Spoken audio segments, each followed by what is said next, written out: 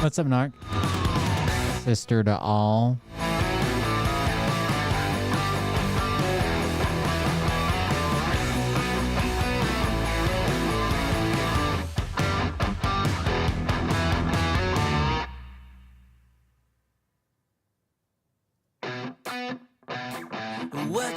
What you think about when you're born into a fire? Let them burn it out. Sell them to the richest buyer.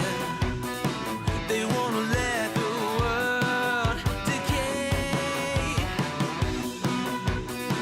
They tell us lies and fade away, fade away. We feel betrayed.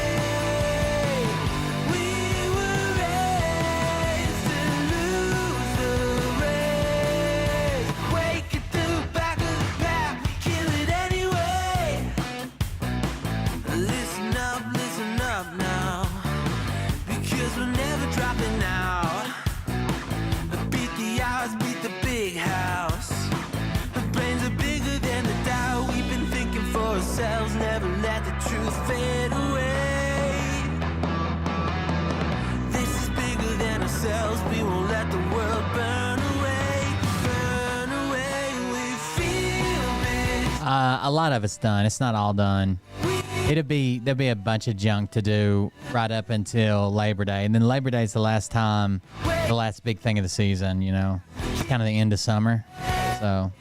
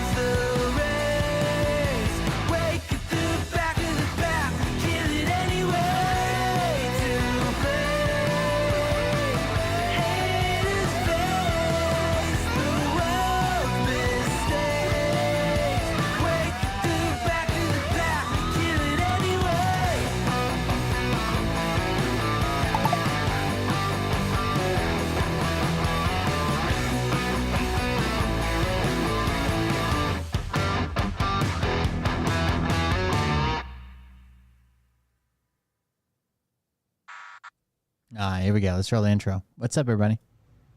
Hey daddies, it's me, the Linda Binda from TikTok. I wanted to make this video because I wanted to thank you for watching Cold Beer Confessionals with Will Bird.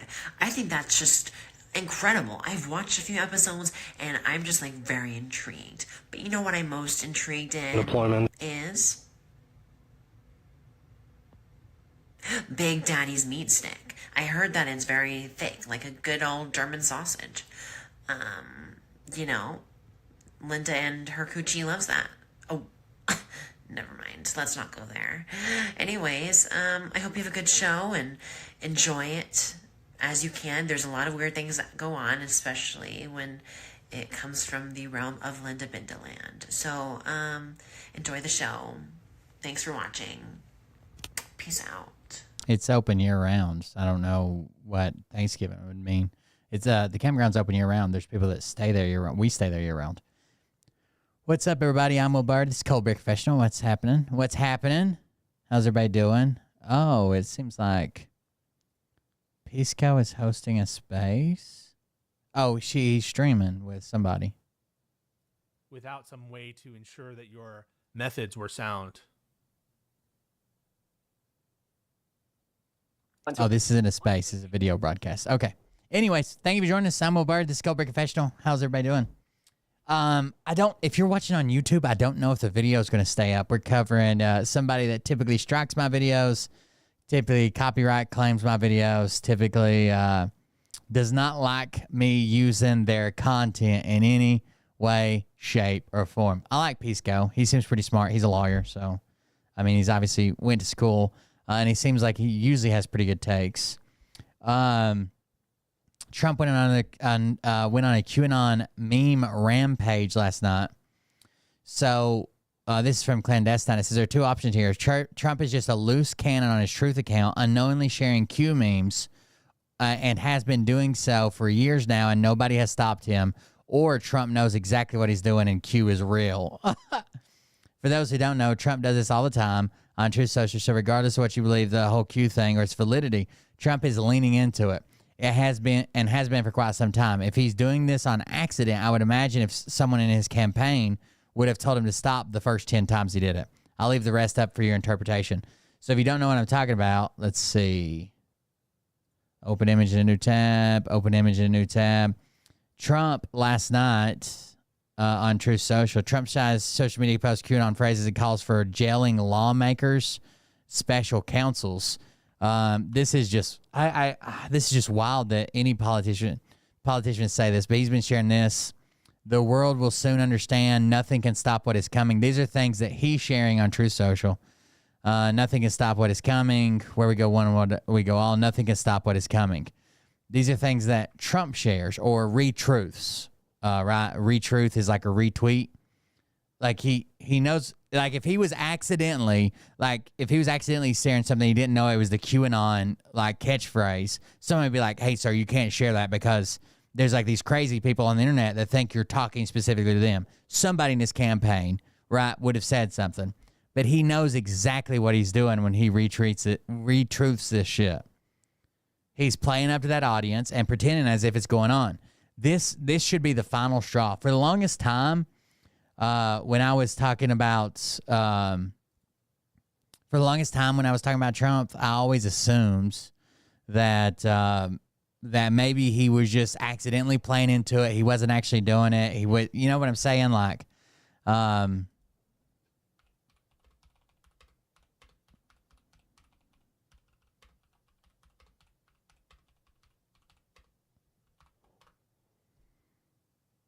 that they were just taking the shit that he did and taking it out of context or whatever.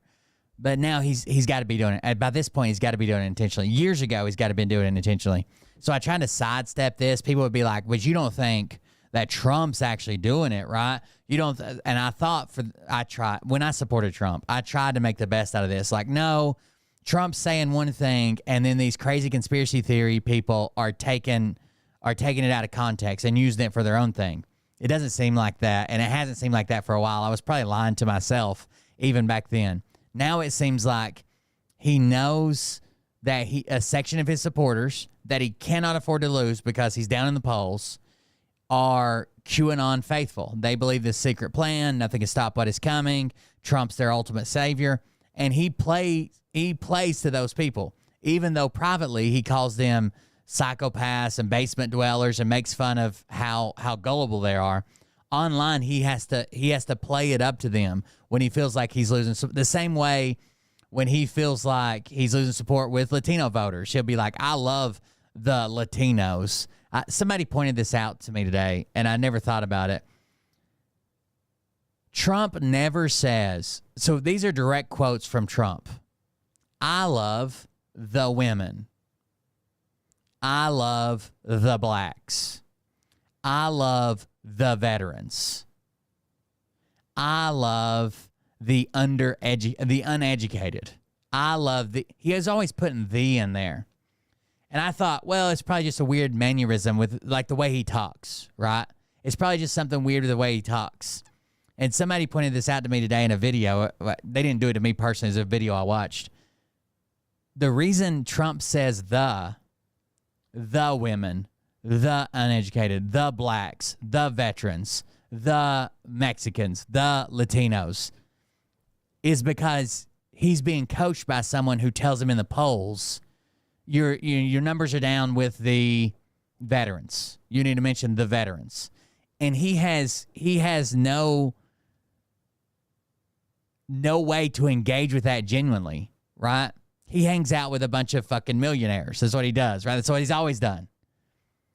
So when someone comes and tells him, like, you're losing votes with the veterans, he comes on stage and says, I love the veterans. Women don't really like you. So the woman vote, I love the... Imagine if someone... This is what the video said, and it made me think about it. Imagine if someone come up and said, hey, how are you and your wife doing? And you're like, oh, great. I love the woman. You know how fucking weird that would be? I love the woman. But Trump does it all the fucking time. So he doesn't genuinely engage with anybody except for his millionaire friends and Epstein and all these fucking people. So when someone comes to him and says, hey, you're down 2 points with the women, he goes on stage and says, they say I don't like the women. I love the women. But no one genuinely talks. No one talks like that. Except for Trump.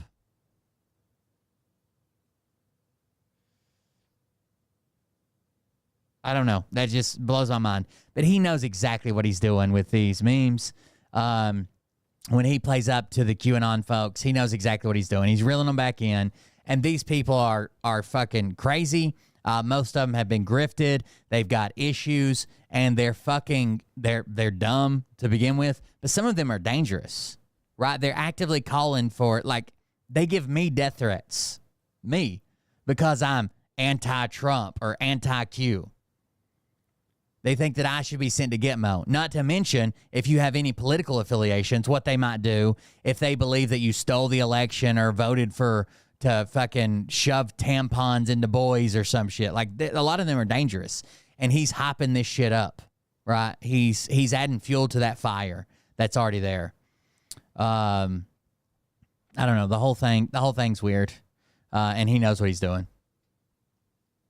Next topic. We're going into a little place that I like to call Ryan Upchurch World. It's bad. No one wants to be there, not even Ryan, but we're all kind of stuck there, especially when he puts out a video. We are going to Ryan Upchurch land. Now, if you're watching on YouTube and the video cuts off, there's nothing I can do. He likes to claim the videos. He likes to strike the videos. YouTube likes to strike the videos. There's nothing I can fucking do. You better watch on Twitch or just try your luck. I don't know what to tell you. But YouTube often likes to take these videos down, often likes to demonetize these videos, get rid of them. So I don't know what to tell you. Donna_1966 just Thank you, Donna. Subscribed for 25 months. Look at that. Stop being you beautiful 30. Thank you very much. That's 2 years and a month. That's a long time. Thank you very much for the resubscription. I appreciate it. Also, I'm not going to get too in depth with this, but if you don't know what's going on with the latest Trump case.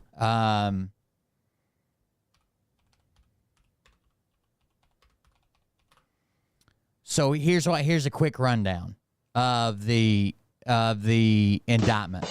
It's called a superseding indictment. _Nick_Farner_ just gifted 2 subs. Oh, thank you. I appreciate it. Thank you for the gifted subs, Nick. So here is how here's what's going on with the new indictment on Trump. Jack Smith bought the indictment against Trump, and when he brought this indictment, it was over the document storage and a bunch of other things, right? There was a whole bunch of stuff that was in that one indictment. Now, a different indictment went to the Supreme Court, okay? And this indictment that went to the Supreme Court, I'm sorry. Wait. I'm telling you wrong.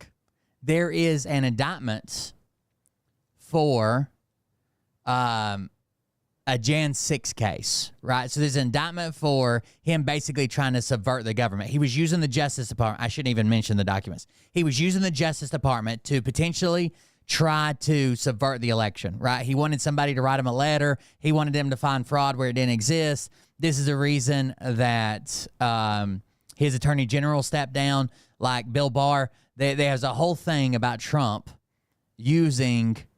trying to subvert the election, lying to the Americans, basically committing fraud on America when he knew that he lost the election, but he was still proclaiming that it was stolen from him in some way, shape, or form. Now, that case went to the Supreme Court. Michaela Robertson 81 just resubscribed for 15 months. I'm here, and I accidentally turned off notifications. Thank you, Michaela Robertson. I appreciate it. When that case, thank you for the resubscription. When that case went to the Supreme Court got it, and what did the Supreme Court say? They said that the president in official actions is immune.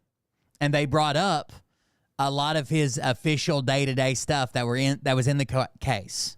And they said he should be immune from this, he should be immune from that, whatever. _N_you2 just resubscribed for 25 months. Thank you for the resubscription. I appreciate it. They listed this stuff as all official actions. These are all official stuff that the president might do, including using the Justice Department to try to subvert the election. But still, there's a bunch of stuff that were official actions of the president that he cannot be tried for. But they also said that unofficial stuff, right? That anything that's not an official part of the office, he can be held against. It can be held against him, right? So the Supreme Court ruled that there were certain things that the president has immunity from on these official actions that he takes. But they also said that there's these unofficial actions, and that these unofficial actions he can be held liable for no matter what, right? They said that he is an independent executive, has to be willing to take bold actions, make unpopular decisions when needed. This is all from Roberts. Private actions by a former president are not protected for prosecution. His opinion seemed to inexorably intertwine private and public actions. So there's official acts, and then there's unofficial acts. So what Jack Smith has done is he took that case and he took everything out of it. A gigantic piece, evidence, a lot of very substantial evidence that he probably should be convicted on, but he had the Supreme Court rule in his favor. He took everything else that could be considered an official act of the president.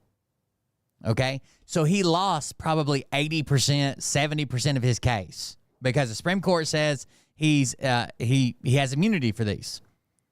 He took probably 60, 70% out. We'll say 60% of his case out. We'll err on the side of caution. And didn't mention it, threw it away, threw it in the trash, right? The Supreme Court says he's immune from that. And he took that remaining 40%, went to a grand jury with it. These are things that would not be official acts of the president. Went to a grand jury with it. And even with only 40% of the case presented to a grand jury, they still decided that there was grounds to bring this indictment. So this superseding indictment, basically He had one indictment from a grand jury. Supreme Court messed that up by saying he's immune for this, blah, blah, blah. So Jack Smith just said, bet, right? And he took what was not listed as official acts of the president. He still took that to a grand jury. And even with that little bit, much less than the original case, it went to a grand jury, and the grand jury still decided that there was grounds for an indictment, that he should be charged. It says prosecutors filed a superseding indictment in the federal criminal case against Donald Trump, the Republican presidential nominee, after the Supreme Court granted the former president substantial immunity, according to a new court filing. Court papers say the superseding indictment was presented to a new grand jury that had not previously heard evidence in this case. The papers say the new indictment reflects the government's efforts to respect and implement the Supreme Court's holdings and remand instructions. Prosecutor Molly Gaston, in a new court filing, said the Justice Department will not insist that Trump make an in-person appearance for arraignment on the new indictment. The Justice Department said it will confer with Trump's lawyers to try to come up with a joint proposal on how to proceed in the case. Judge Tanya Chuckton had asked for an update by Friday. Special counsel Jack Smith has been consulting with other officials inside the Justice Department for weeks about the case, which accuses then-President Trump of leading a conspiracy to overturn the election without any official acts. So this is the same case that he was facing before, that the Supreme Court said he's got immunity on these official acts. It's the exact same case. But they've taken out what the Supreme Court considered official acts, and they're only using the unofficial acts because he's not immune for those. A conspiracy to overturn the 2020 presidential election and de-enfranchise millions of voters. The scheme allegedly culminated in a cascade of violent attacks on police at the U.S. Capitol 3 years ago. Trump has denied all charges. His lawyers have said Trump's words and actions on or before January 6, 2021 amounted to legitimate inquiry about possible election fraud, except when he knew these things already were debunked. They weren't real. They were lies. And he continued to say them. A conservative supermajority on the Supreme Court largely sided with Trump, giving the former president absolute immunity from prosecution for acts that were core to his official duties. Core is in parentheses. They said he has absolute immunity for any acts that are core to his official duties. So they took all those out. Anything that the Supreme Court might hang up on, they took those out. Because the Supreme Court's already ruled that outside of those core official acts, he cannot be immune, right? In a statement on Truth Social on Tuesday, Trump called the superseding indictment an effort to resurrect a dead witch hunt. He alleges that the ridiculous new indictment against me should be dismissed. The high court ruling, written by Chief Justice John Roberts, specifically carved out part of the case where Trump had been accused of misusing the Justice Department to pursue phony theories of fraud at the ballot box. But the opinion left open many critical questions for a D.C. trial judge to pursue. So basically, what the Supreme Court said, or at least Roberts in his opinion, everything that Trump did with the Justice Department, which is what I've been telling you about, like his AG stepped down because he wouldn't do anything. Then the assistant AG gets that job, and his assistant, and Trump tries to force them to sign this letter saying, hey, we found substantial evidence of fraud. And they're like, we're not signing that. There's no fraud here. We're not signing that. So then he got this other lawyer, which is an environmental lawyer, and said, how about I just fire those guys and make you the attorney general? And he went to bragging to his buddies. His buddies told him they was stupid, and they all went in there and said, we'll all resign if you do this. You cannot use the Justice Department to send out a letter claiming that there's substantial fraud. So basically what Trump was claiming he wanted to do was basically delay the certification. He really wanted to stop it, but he was saying he wanted to delay the certification until states could do all these different investigations, open up 50 investigations in 50 states minimum, maybe even more. And he wanted the Justice Department to send out a memo to all the states saying, hey, we found evidence of substantial fraud, but there was none. So Barr wouldn't do it. His replacement wouldn't do it. The guy under him wouldn't do it. So he found a guy that would, and said, well, maybe I'll just replace you guys with this guy. And they all said, try us, right? All that's been thrown out. That was all. He's immune, which is wild. That's fucking wild that he can try to use the Justice Department to send out a lie to stop the certification, delay the whatever you want to say, to stop the electoral process because he lost. And he's immune from prosecution. But even without any of that in there, The grand jury said, yeah, there's still enough evidence here to make a case. So that's the superseding indictment that you're going to be hearing about over the next couple of days. It's there. Grand jury returned. True bill for charges. All that shit. That's what you'll see.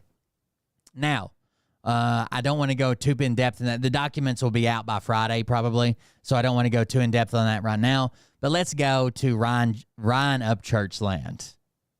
Ryan Upchurch is a fucking lunatic. I don't know what you want me to say. I don't know where he gets these fucking ideas he has. I've only watched about 4 minutes of this video, and I already know it's going to be great. What if 360 years weren't years, but degrees? That's a circle.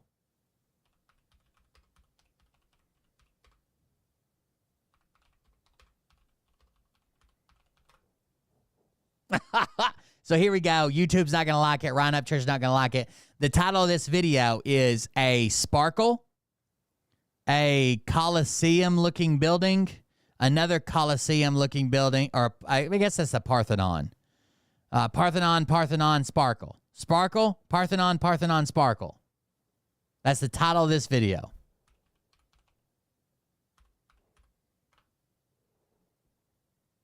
The Parthenon is the building with just the pillars, right? It's just the big-ass fucking pillars. Yeah, that's the Parthenon. Okay. So it's Sparkle, Parthenon, Sparkle. That is the title of Ryan's video. Here we go. What's up, Skins? So I'm not about to teach you something because I ain't a teacher. I'm not about to preach to you something because I ain't a preacher. And whether it's a T-chair or a pre-chair, I'm not sitting in a chair. Totally kidding, but anyway. Whether it's a T-chair or a pre-chair, I'm not sitting in a chair. I am about to show and tell y'all something. And the reason there is no preaching or teaching this stuff is because there's no start and there's no finish. It's continuous. It's been behind us for thousands of years. It's been... So he could say, the reason I'm not teaching or preaching is because it's just an idea I have, right? It's just me spitballing ideas. It's not set in stone. This is just something I had in a dream, or I got really high and I decided that I'd like to share this with you, or this is just for fun. But instead, he says the reason I'm not preaching or teaching is because it's always been. It always will be.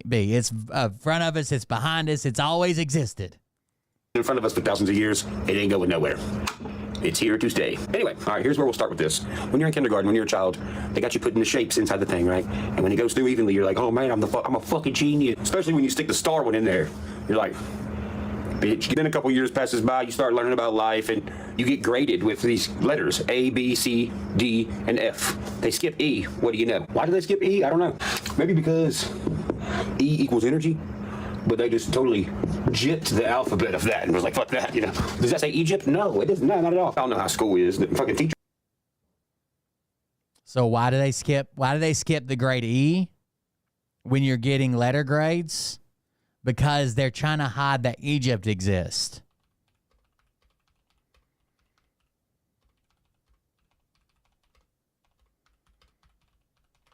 They're trying to hide the fact that Egypt exists. Duh.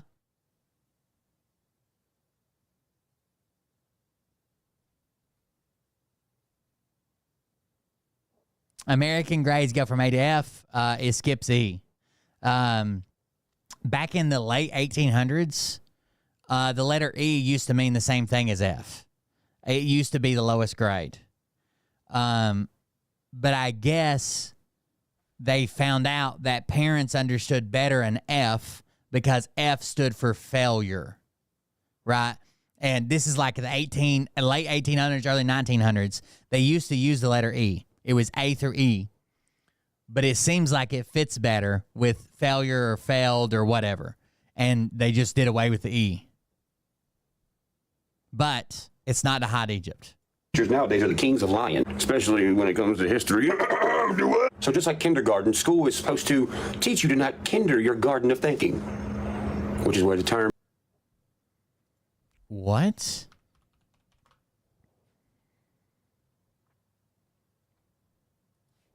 Teachers want to teach you not to kinder your garden of learning.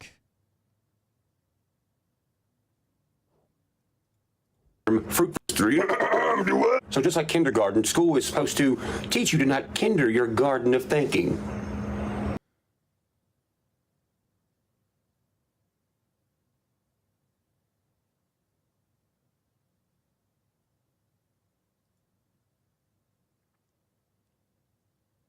I don't think that's what it means at all. Actually, in British English, the word kinder means a class or small school for very young children, like 4, 5, 6, I guess, to prepare them for regular school, right? Don't kinder your garden of learning. You think he messed up and thought it was the word kinder? Which is where the term fruit for thought came from. You want to eat good fruit, not bad fruit. Yeah, you could make an E, you could make an F into an E, sure. Right, yeah. So the function of school is what? When one circle in the sky goes down, another circle in the sky goes up. You get up because the circle that's called a clock tells you to get up. You get on a bus with circle wheels. You get to the school. You have to get in your seat and sit still before the other circle goes ding, ding, ding, ding, ding, and you're late. The circle of life. That's the funny thing about circles, time, and clocks. Here's what I noticed the other day. There's something special about the number 4. The number 4 isn't just a number. It is a way of things. Has been for millions of years. Up until today's age, pop culture. Jay-Z's last album, 444. So the other day, I realized that the Roman numeral for 4 started out as IV. Then for some reason, King Charles was like, yo, I don't like that number. It pisses me off. It looks weird. It looks uneven. And I want every Roman numeral for 4 changed in our whole town. So this is not actually true. First of all, this is just conjecture, okay? This is like you know how the word shit, you know how people say that shit was actually not a cuss word, so you're allowed to use it. It stands for shipment, high, in transit, and fuck stands for fornication under consent of the king, and you're allowed to use it. So this is just like a story that made it up. There's no way to verify this story, but who he's talking about is Charles V, the King of France, okay? And about the same time that Charles V, it just so coincided with about the same time that Charles V was King of France. The story goes that he told watchmakers to change the Roman numeral from IV to 4 I's because he considered it to be bad luck. Because his name was Charles V, Charles V. And he felt like that subtracting 1 from his title, V, right? So it made him like lesser or something. It had something to do with his title. So watchmakers, up until this very day, not the whole town, not when you wrote in a book, not when you were keeping track of beans or rice or whatever you're writing down, slaves, I don't know, whatever you were writing down in France, they still used the standard Roman numeral. Watchmakers, clockmakers, people who make clocks, changed out the IV for 4 I's, okay? And no one knows if this King Charles of France, Charles V, story is actually true, but about this time, watchmakers, and a lot of people say, well, it just looks more even. It just seems like it balances more. It's more aesthetically pleasing, right? Watches and clocks at the time were a thing that very, very fucking wealthy people had, right? And they were extremely ornate. They were hand fit, hand put together. They had extremely fragile devices in them that kept time. Like they were pretty fucking insane. So they're very ornate, right? They're a decoration piece.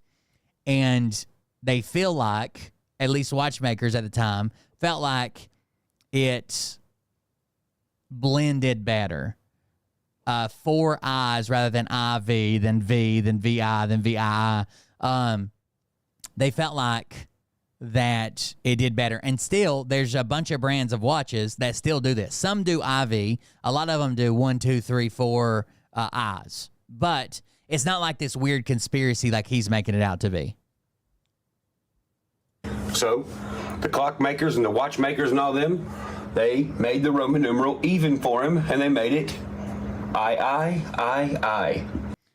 It went back after the 17th century to where it wasn't like a weird required thing, but there's still watchmakers that hold to tradition, and they put 4 eyes for some reason.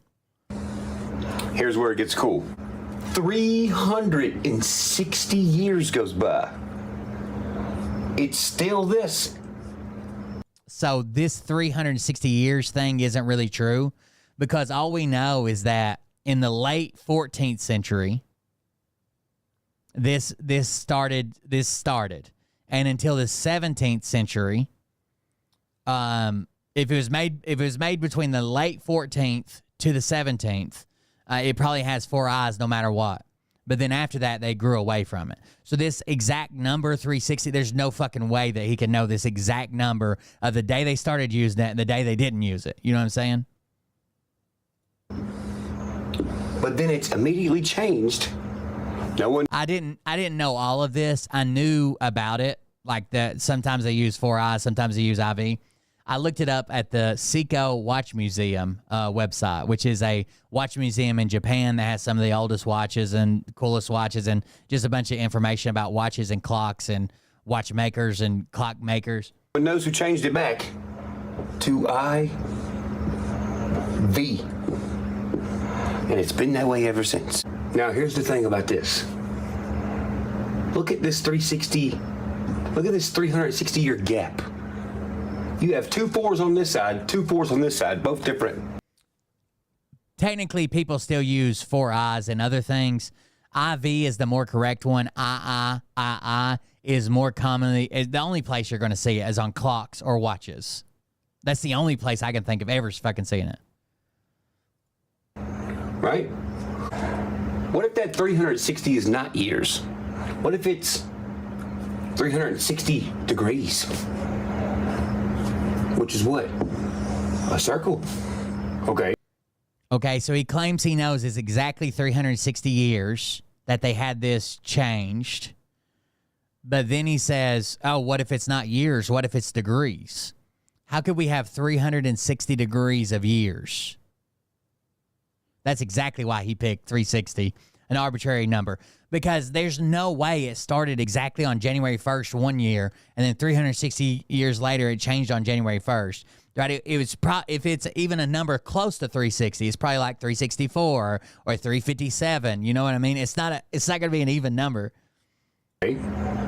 Well, back in these times, they used to say and talk using 4, like 4 years ago. Beef.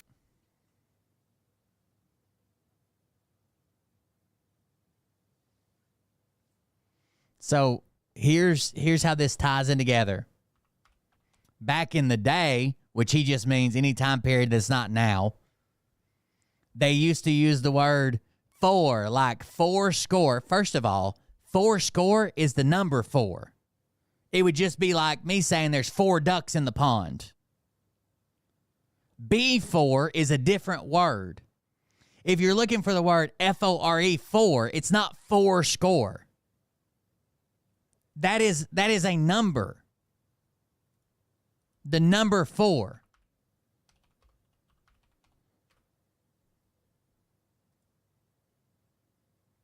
Four score. A score would be 20. So 4 score would be 80. And 87 years. That's what's being, a score is 20. So 4 sets of 20 is 80. And then 7 would be 87 years ago. What is wrong with you? Back in these times, they used to say and talk using 4, like 4 years ago. B4, foresight. But what'd they do? They took the E off. E equals what? Energy?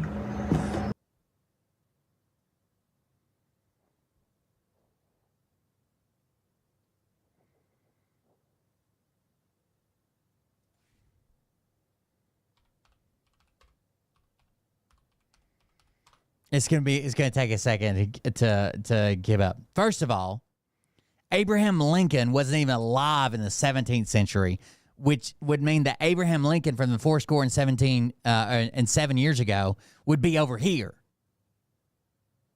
He would be over here, Ryan.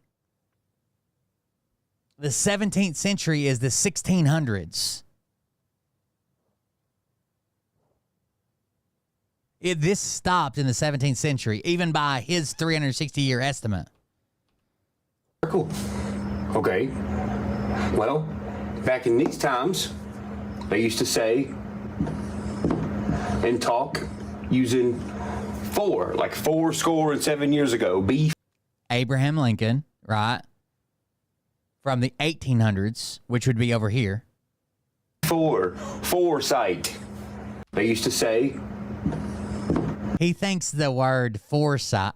And talk using four, like 7 years ago. Foresight. Do you think people still don't use the word for, the number, or before, or foresight? All those words are still used right fucking now.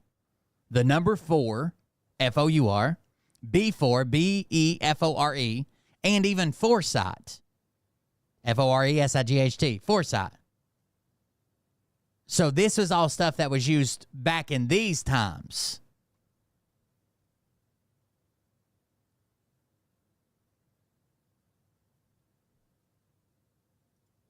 But what'd they do? They took the E off. E equals what? Energy. Changed it to 4. Two different.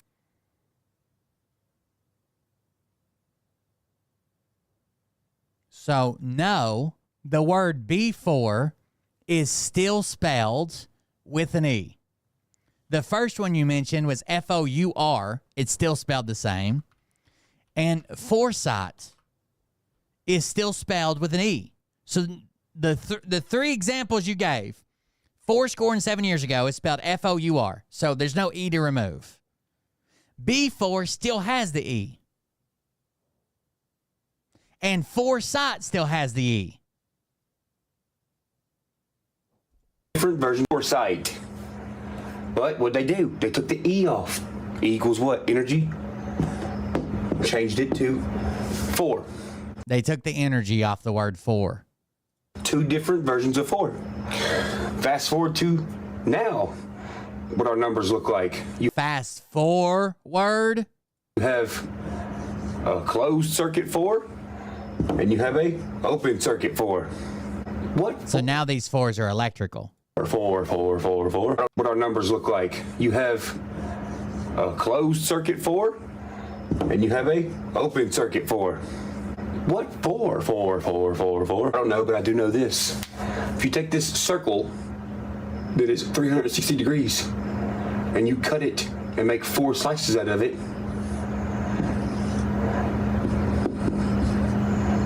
you have 90 degrees. Yep. That's how that'll always work, Ryan. Each. You got 4 90-degree angles. So, if I take this 4 and X marks the spot, so you got to take the little X where the lines meet on this 4, match it with this one. If I do a 4, rotate 90 degrees, rotate 90 degrees, rotate 90 degrees. Oh, you have a diamond. That's nice. You made 2 backwards 4s. You didn't even rotate 90 degrees. All right, so now let's draw the diamond.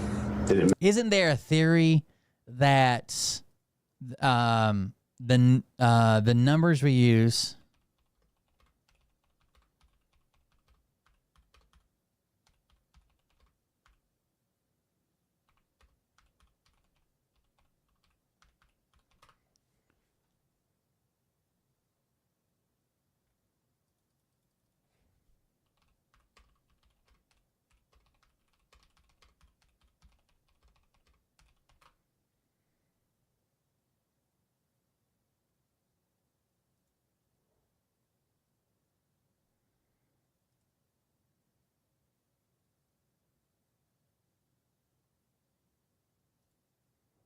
I saw this somewhere. Someone saying that the numeral system that we use is based on the most common used system of numerals is decimal. Indian mathematicians are credited with developed in the integer version, based on the number of lines intersecting. Like 1 is 1 straight line, 2 is 2, 3 is 3 strokes, 4 is 4 strokes. Like the number of strokes or something. I don't know if that's true or not, but I don't know. It makes more sense than Ryan. Made. So we turned this 4 90-degree angles 4 times, and it made this shape for us. Now let's do this one. But here's the thing. Since you're doing this one, now you got to divide 90 by how many 4s there are. There's obviously 2 different 4s. Divided by 2. So we divided 360 by 4 because that's just a number you picked out that you said changed. But now we got to divide 90 by 2 because you drew 2 different 4s. Those aren't the only 4s, Ryan. There's more 4s than that.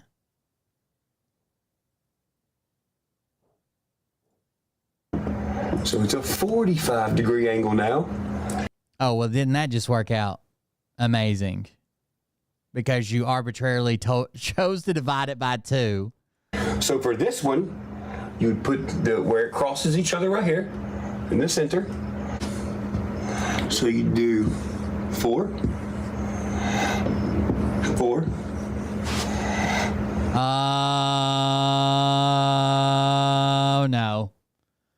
Who can guess where he's going? I can. Can you? Here in the center. So you do 4, 4. Oh, no. Oh, Ryan. Oh, no. Oh, dude, you've been like a Trump guy for 2 fucking weeks, dude. You've been officially out in the Trumposphere for like 2 fucking weeks. And we already got you drawing swastikas. No, Ryan, no. We just keep rotating this 4. That's a happy little swastika we keep right there. Oh, God. What about the 40? Why didn't we get the 45 degrees? What was the deal with the 45 degrees? What did we use that for? Because this could be these are 90 degrees to each other. These are 90 degrees to each other. These intersect at 90 degrees.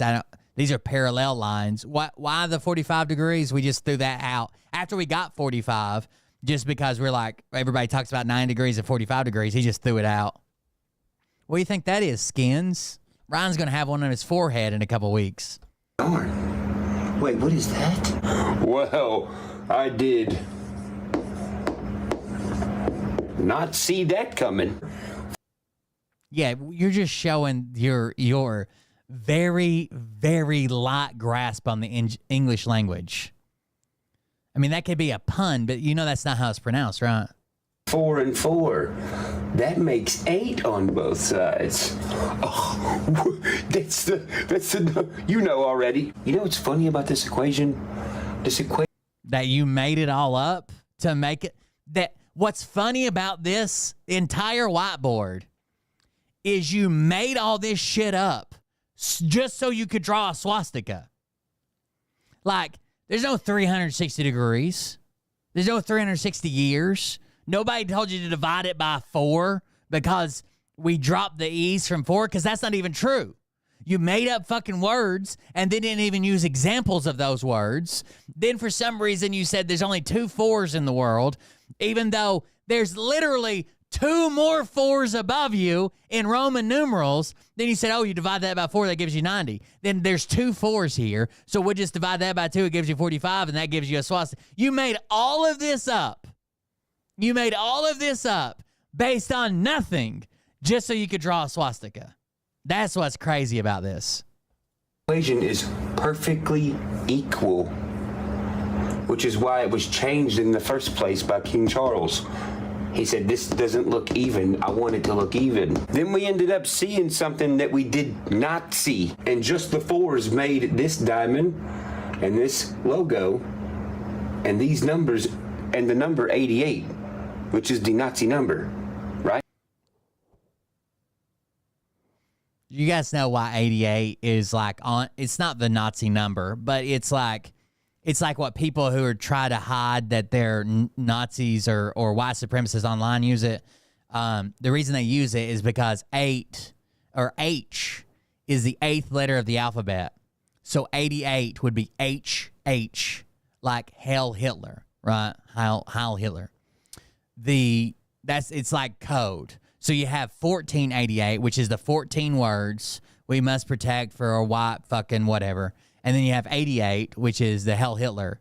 That it's like it's symbolism online. If you want to chat with somebody and it's like their secret code, everybody knows it now. But before you would say stuff, you would just leave a comment like 1488, and it was like you were sticking it to those liberals because you're a fucking skinhead. You know what I mean? Right? And that's a number that I actually did not see at first. So we seen something that we did not see at first, and we ended up with the word Nazi. So remember how your teacher always said, oh, well, sound it out. You never really knew why. You just was like, okay, it's helping me spell the word. You didn't know why to sound out letters? Yes, you did. Letters typically make a sound. They give you words that go with the basic letter sounds. They're not going to give you like fucking, you might have a tricky word, but they're not going to tell you to sound that one out, right? They give you phonetic words that actually use the base letter sounds so you can sound it out and spell the word. It's teaching you to spell, Ryan. You had no idea. They just said sound it out for no reason. Or unspell the word. What do I mean by that? Exactly what I'm saying. Unspell the word. If someone is spelling something out for you, maybe you have to flip it backwards and spell it and sound it out backwards, so it'll give you the answer on how you did actually get the word Nazi out of clocks, Roman numerals, and circles. Spell it. Yeah, you made all that up, dude. You want to know what's crazy? This little grip thing, the grip trainer I got here, it's blue so it don't show up good, is 30 pounds. Okay? If I squeeze this twice, that would be 60 pounds of grip strength. I have 2 of these, and they already made of an O, so a 2 plus an O is 20. We had 60, and if we add the 20 from 2 of these and an O, that gets 80. What's the first number of that? 8. But I had 2 of them, so that's 88. Isn't that weird? That 88 is the Nazi number. Like, you just made up a fucking equation that no one else in the world would fucking do just so you could draw a swastika and be like, well, you just got that from watches and King Charles and Roman numerals. Isn't that weird? Everything comes back to the Nazis. No, you just made it up. If you stack them on top of each other, they do look like an 8. Look at that. You just made some shit up, dude. Backwards. I-Z-A-N.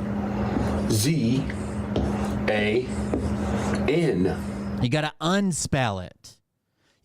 When someone's spelling something out for you, sometimes you got to flip it around and unspell it.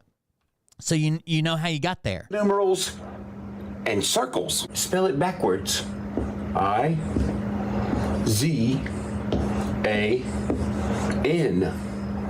Eyes on. Oh, that's right. Because our eyes were on. This is Izan. Eyes on. No. What the fuck was that? Now we're over here being possessed by fucking Twitter. That's not what that says. That's what you made it say, right? But it does not say eyes on. It says Izan. A different perspective. We did not see it because our eyes were on something else. So really, we just did all that with IV. You know what's crazy? He went and bought a whiteboard and set up this whole thing. He did all of this just so he could draw a swastika and tie it to the Nazis.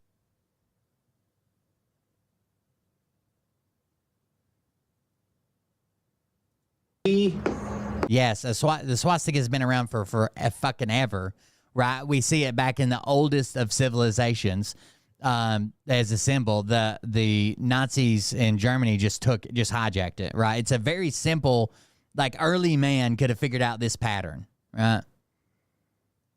As a Roman numeral, and I as a Roman numeral. We got all that from just those two Roman numerals. No, we didn't. No. You made everything up from these two Roman numerals. That's what you claimed that you were starting with. But even your very first claim about these, that there was exactly 360 years in between the two, is a lie. Right? There's no way you could possibly know that because no one knows. It was just sometime in the 14th century to sometime in the 17th century. Late 14th, early 17th. And what we actually just did was the perfect literal example and symbolic example of what? Symbologically. Symbolology. He's doing symbolology. Here's your 90-degree cross. Then here's your 45-degree cross. Well, and Ryan's a fucking snowflake. Ryan's an ass trick. That's the perfect example of a cross-examination. What? What did you just say? So here is 90-degree lines, and here are 45-degree lines. This is the perfect example of a cross-examination. What? Then here's your 45-degree cross. Well, that's the perfect... Actually, these aren't great. Like, you completely missed the intersecting point here. Maybe you need a graphing calculator. Example of a cross-examination. Okay. Okay, so remember earlier when we had... So these 45 lines are examining this cross. I get it now. The word Nazi, right? And then I said... All capital but the I. Is he planning something big with that little I? Well, backwards, if you sound it out, it's... He about forgot. Which means birth. Which is on. So now he says it a different way because he wants it to mean something else, I bet. And then I said, well, backwards, if you sound it out, it's is on, which means birthday of God. Why do I say that? Because what's the old saying from back in the day? Cross your I's and dot your T's. What the fuck does that mean, right?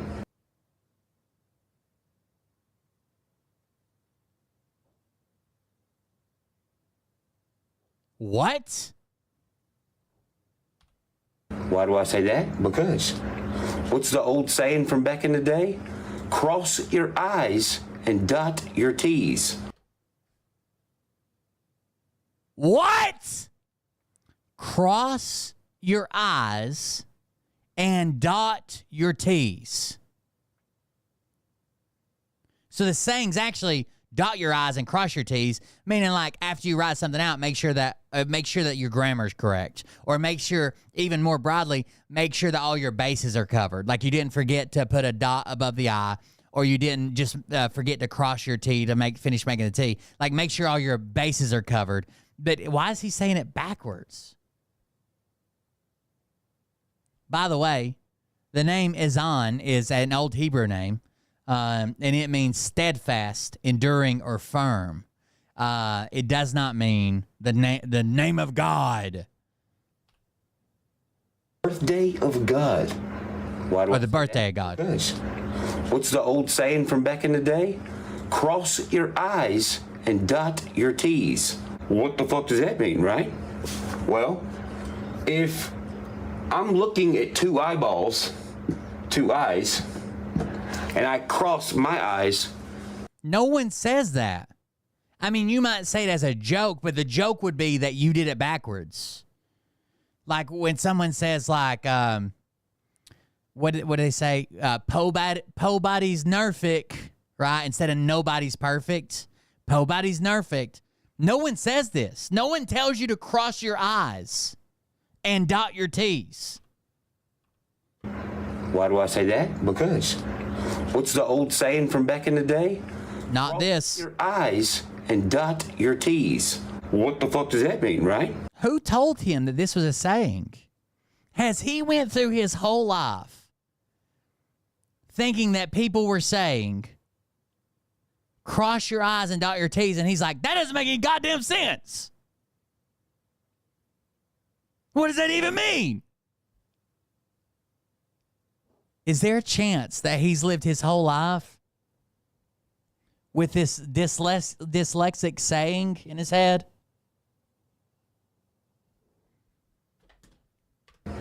Well, if Yeah, like dig big instead of big dick. I'm looking at two eyeballs, two eyes, and I cross my eyes, well then the two eyes is going to appear to be four eyes, which is all the way back to Roman numeral 4. Back in the day,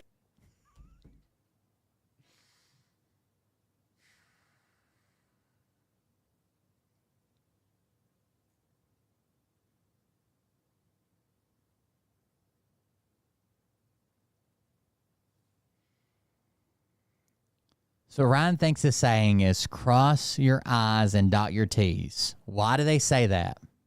Because if I'm looking at two lowercase i's for some reason, and I cross my I's, it will appear to be four lowercase i's, and that we're right back at the Roman numeral.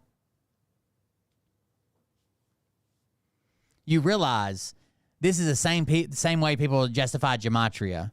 Like they'll put in a word and it'll come up like spawn of Satan. They throw that one out. Or Trump hates black people. Throw that one out. But when it says like the perfect archangel of God, they're like perfect. He's doing this. He's doing this himself, right? He wants this logic to happen, so he makes it happen. hey, when you wore glasses, people thought you were smart, right? So someone who felt like they weren't as smart as you would call you what? Four eyes.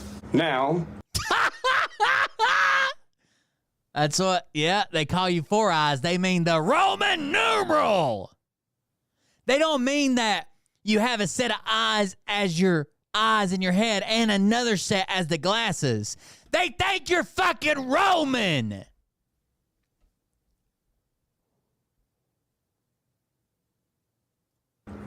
go back to this. Eyes on. Where do you see that phrase? Well, no, we use it more broadly. We use it more broadly than just like when teachers do say that. Don't forget to dot your I's and cross your T's. But we use it more broadly when you're like, when you're like, let's say you got like a big project to turn in, or even if you're like challenging somebody and they'll say, make sure all your I's are dotted and T's are crossed, right? You got to have everything together. You got to make sure everything's laid out right, everything's correct before you do whatever, before you turn in your paper, before you challenge somebody, before you, whatever, right? More broadly, it means to like make sure all your bases are covered, right? Or where do you see this on signs? Eyes on. Eyes on who? Jesus.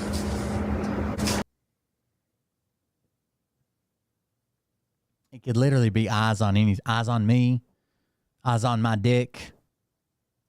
Now let's continue with that phrase from back in the day. Cross your I's and dot your T's.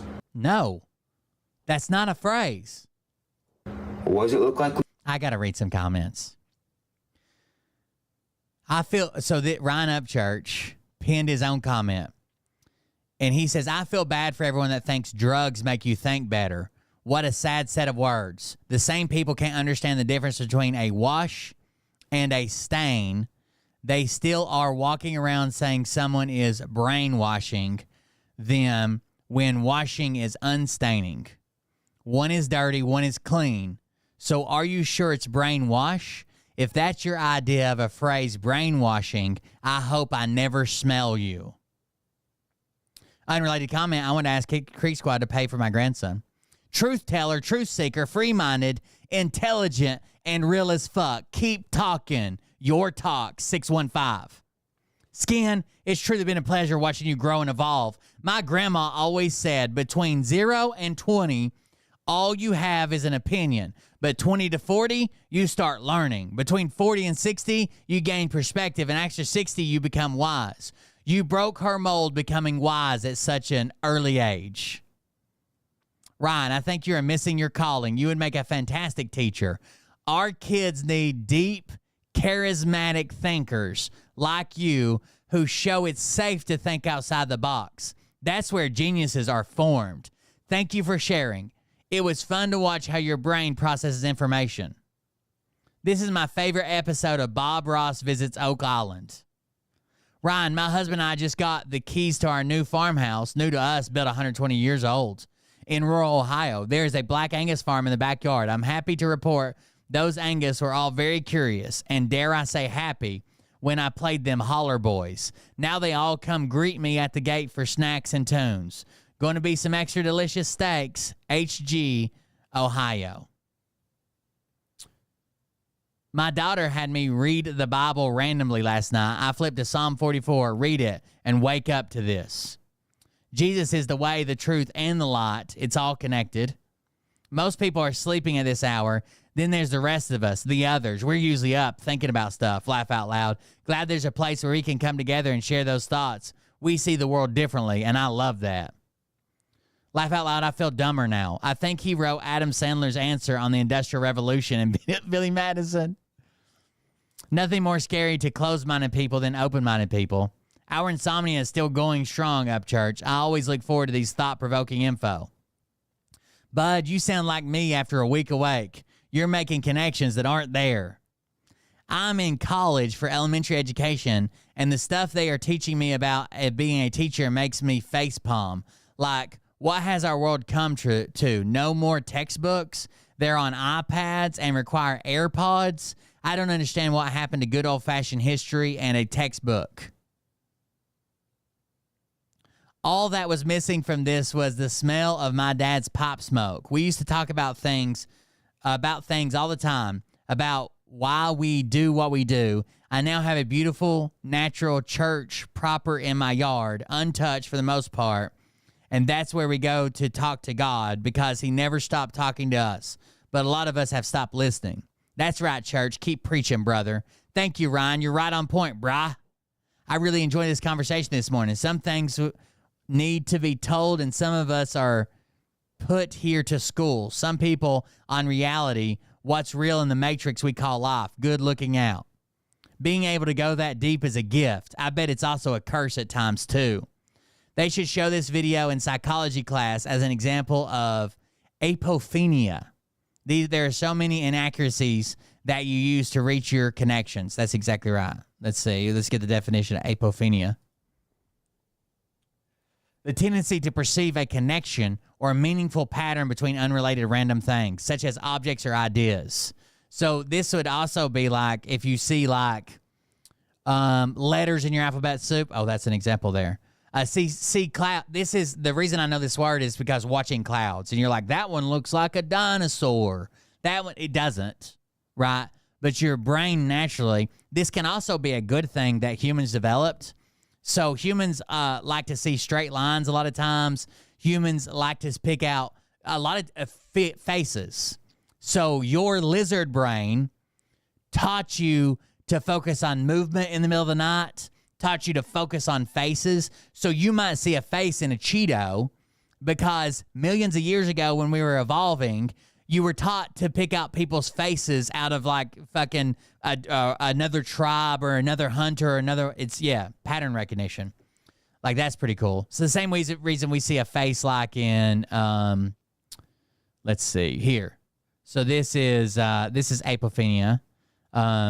This is on the surface of Mars, and people think that this is a face, right? Because our brain naturally want to pick out straight lines. They want to pick out faces. They want to pick out movement. They want to pick out a bunch of shit. So Ryan jumped through all these hoops just to get where the fuck he wanted to go, when he could have just made a video and been like, I think that the number 8 means Jesus. But instead he had to act like he's not telling you this. Instead, there's all this history that tells you this, and he just happened to stumble upon it. When you dot your T. When you dot a T, there's the dot, the middle of... No one dots a T, you fucking retard. That's because you have the saying wrong. No one, in any way, shape, or form, dots a T. There's no way he's went through his entire life thinking this was a saying. Is there? He thinks that the saying his whole life has been, cross your I's and dot your T's.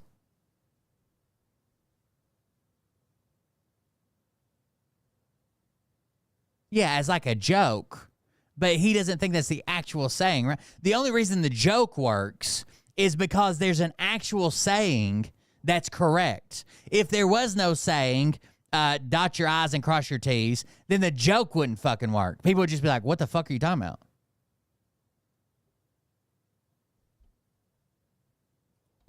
The diagram for pi. So you put a circle right here indicating a diagram for pi. What do you know? It's a halo. Okay, so think about this. What? Where did he get here? It look like when you dot your T. When you dot a T, there's the dot, the middle of the diagram for pi. So you put a circle.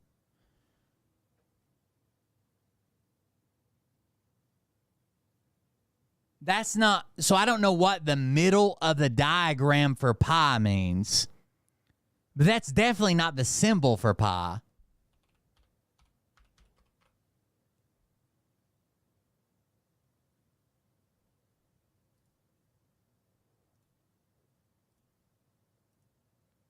This is the symbol for pi, right? We all know this. This means pi. I don't know what the fuck. He's saying the dot without the circle.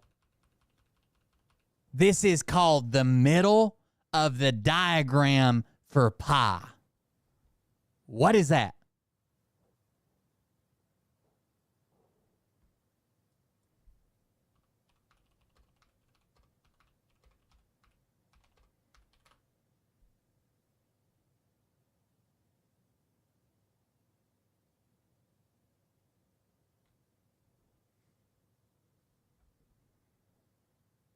So you put a circle right here indicating a diagram for pi.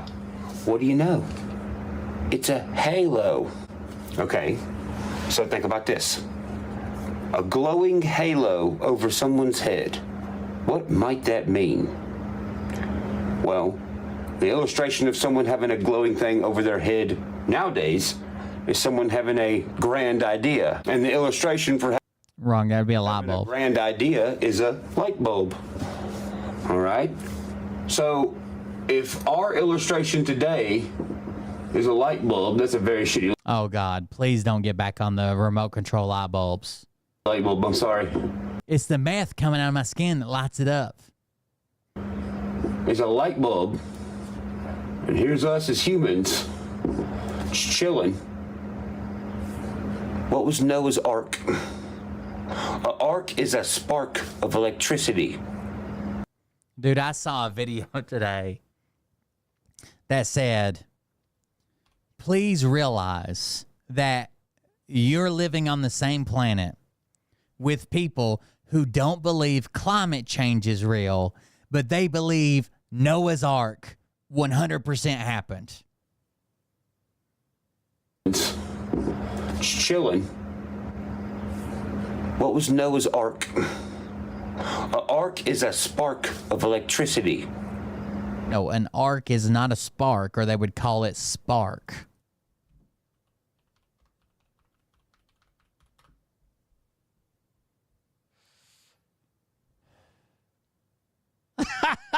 An ark is a boat or ship held to resemble that in which Noah and his family were preserved from the flood, something that affords protection and safety. So you'll see other things named the ark, right? An ark with a C, it's not a spark, or they just call it a spark. An arc with a C could be part of the circumference of a circle. It could be a luminous electrical discharge between two electrodes or other points. A high voltage arc, striking an arc to weld.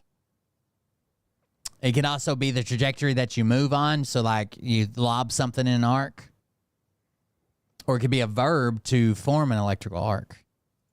So did Noah actually build an ark and was like, yo, let's collect all the animals in the whole entire world?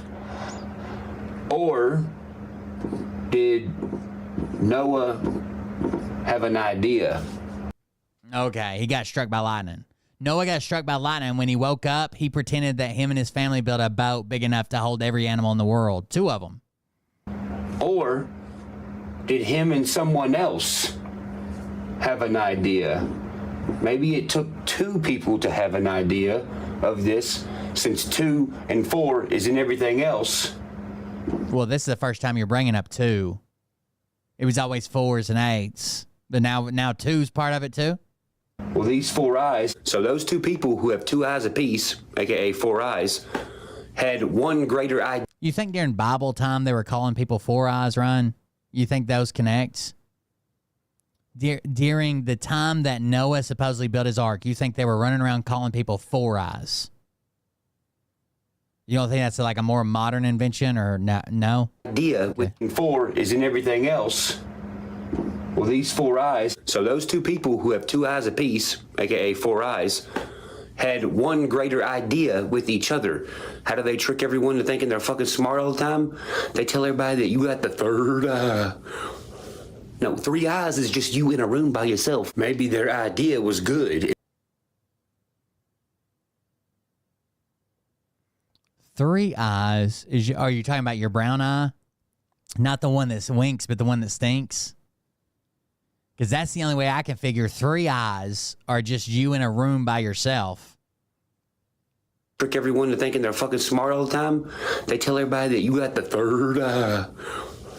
No, 3 eyes is just you in a room by yourself. Maybe their idea was good. What's up, foreskins? Good, and everyone who heard their idea was like, oh, we're going to build a boat too. Doesn't that make way more sense? It does. So they told everybody to build a boat. Except the Bible explicitly says that they mocked him, right? They didn't believe him. They wouldn't listen. And so they were all part of the punishment. But Ryan's version of the Bible, everybody built a boat. I mean, why do you think they say there's no I in team? Because a team is 2 people.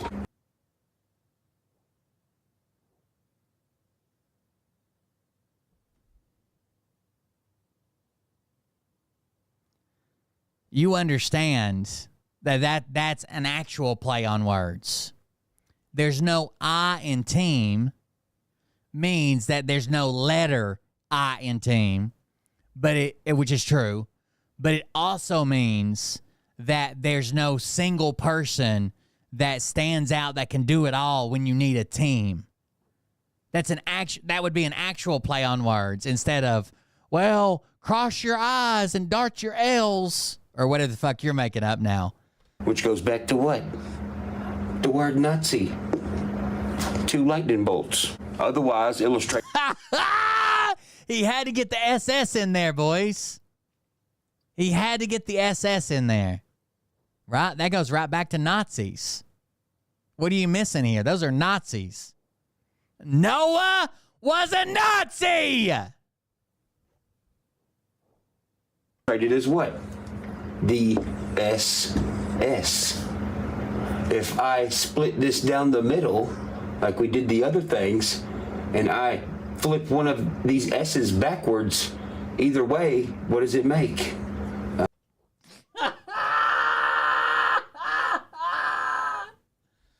An 8. Let's go back to the cross-examination.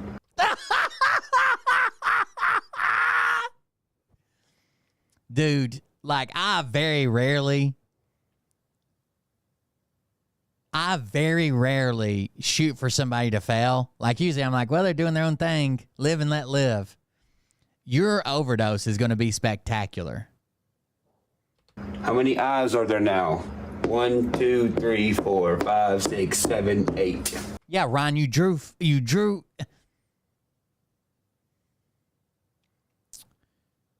4 lines. 4 lines with a point on each end. 4 times 2 is always going to be 8. If you drew 3 lines, it would have been 6. If you drew 2 lines, it would have been 4. You drew those lines. Yep.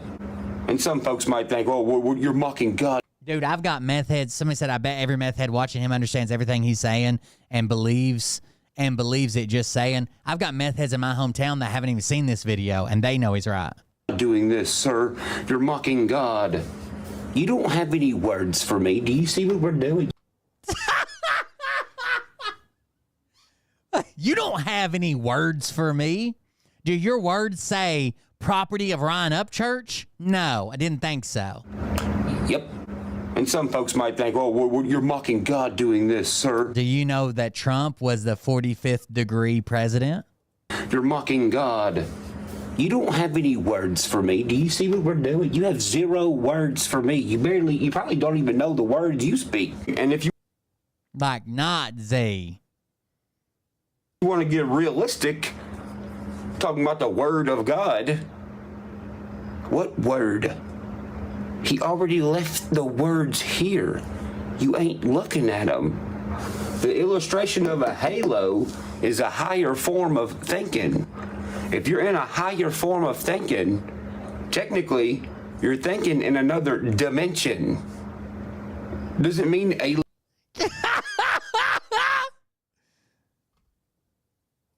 I want to go to the Church of Ryan with a hidden camera. Aliens and like all this little green men flying in spaceships. Dimensions like a carpenter. Like Jesus.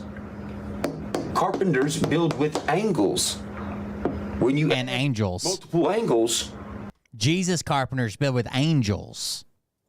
by definition, it's a dimension. The first 3 letters is dim. Do you want a dim halo?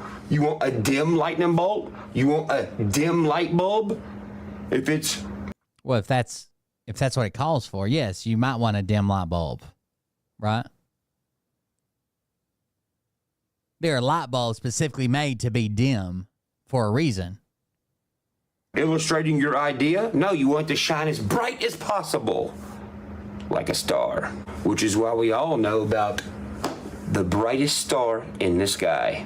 And what's the significance of the star in the story of Jesus? It's where he grew up and where he was born. But here's why everyone argues.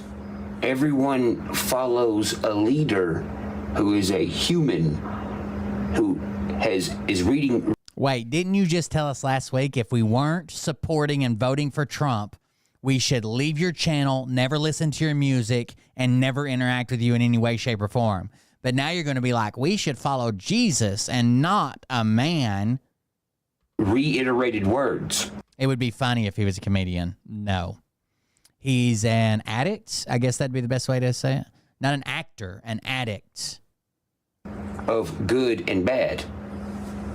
They're reiterating words Nazari. of good, cross, and H, bad. They're doing wrath. Heaven and hell. Oh, wait a minute. Oh, So H stands for hell, but the cross stands for heaven. Nazareth. Whoops. That's where Jesus was born. How'd I get that? What? How do you get Nazareth from Nazi? Well, you put Nazi, and then you put because they're reiterating the words. Then you draw a cross for heaven and an H for hell, even though they both start with H. And then you get Nazareth. That's not how it's spelled, but that you get Nazareth.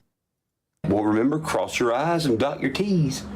Well, if here's your cross, which is enlightenment, and the other eye is over here, and somebody is like, oh, no, nope, that's not a good idea, kick it to the ground, boom, oh, that's the fall of Rome.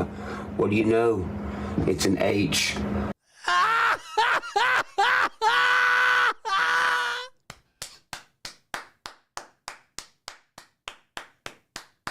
We just kicked over a capital I. The first time he's even drawn a capital I, we kicked it over to symbolize the fall of Rome that starts with an R.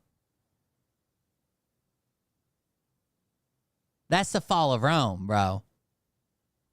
Let's watch this one more time. Your I's and dot your T's. Well, Ryan, I'll stop making videos. If you introduce me to your dealer and allow him to answer just 2 questions, what does he sell you? How much? I'll never make a video again. reiterating words of good, cross, and H, bad, heaven and hell. Why is H bad? Because if you're going to say heaven and hell, they both start with H. You know that, right? Both heaven and hell, both words start with H. So you got to give me a different reason that H is bad. Or else you just wrote an H because you wanted to spell Nazareth. Oh, wait a minute. Oh, Nazareth. Whoops. That's where Jesus was born. How'd I get that? Well, remember, cross your I's and dot your T's.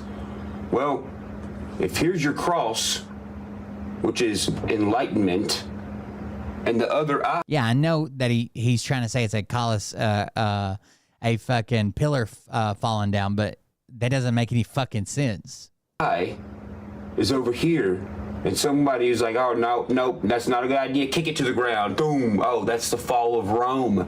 What do you know? It's an H. Or if you draw the I even different than that, it's a minus sign, positive and negative. That's It's a minus. No, it's a line that you erase the other lines from. why it's called enlightenment, because you are standing in the light. Hence all the things lighting up above your head. And if you're negative, it's, well, obviously no power. Negative energy, darkness, light, dark. Yeah, Jesus wasn't born in Nazareth. You're exactly right. Jesus was born in Bethlehem. But he was Jesus of Nazareth, right? They were traveling and born in Bethlehem. His family was from Nazareth. You're exactly right. I was so caught up in the Nazi part of it.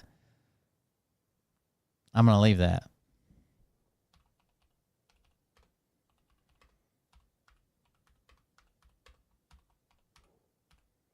In Bethlehem. Is that right? Bethlehem.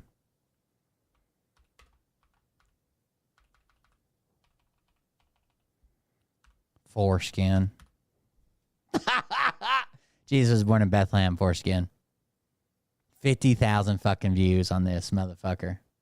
And the cross is extended to the ground, grounding it off, just like electricity. Well, that would be silly. If you have positive and you run it to a ground, that's called a short. So do I believe in God?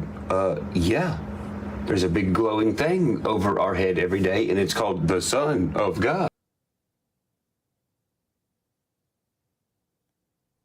You believe Jesus is the sun?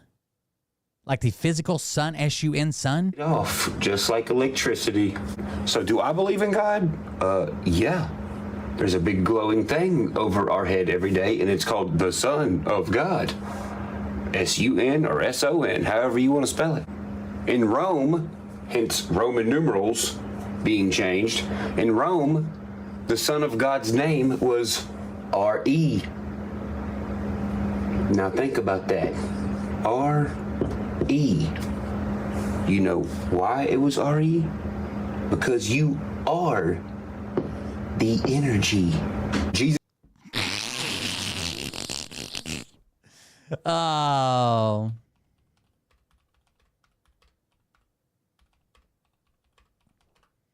What the fuck is he talking about?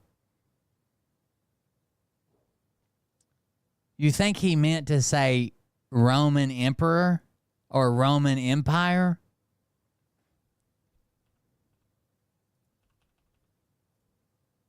Extended over our head every day. In Rome, the Son of God's name was R.E. Now think about that. R.E. You know. In Rome, the Son of God. Can I send this to Dan McClellan? In Rome, the Son of God's name was R.E.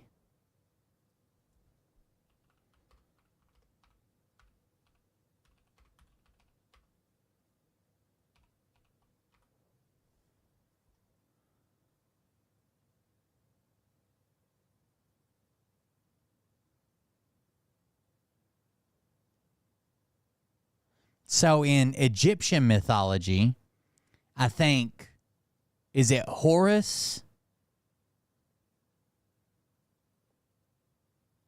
Is the son of,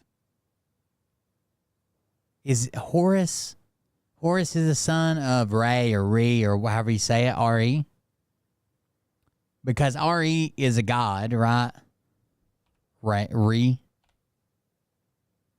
But that's Egypt.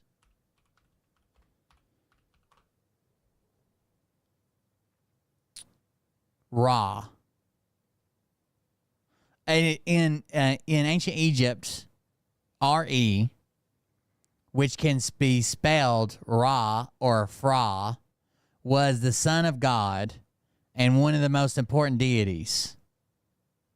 He was considered a creator god who brought himself to the rest of the Parthenon brought himself and the rest of the Parthenon into existence at the beginning of time. Ra was also central to the ideology of kingship, and pharaohs claimed their legitimacy. What was his son? Well, I guess he was the son of God, but his son was Horus, right? Creator god who brought himself and the rest of the Parthenon into being at the beginning. So Ra.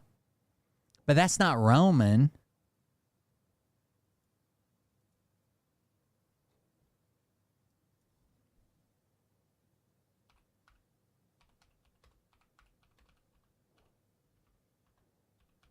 That's it. Oh, does Ryan believe that the Romans and Egyptians are all the same people? I know that he thinks he is.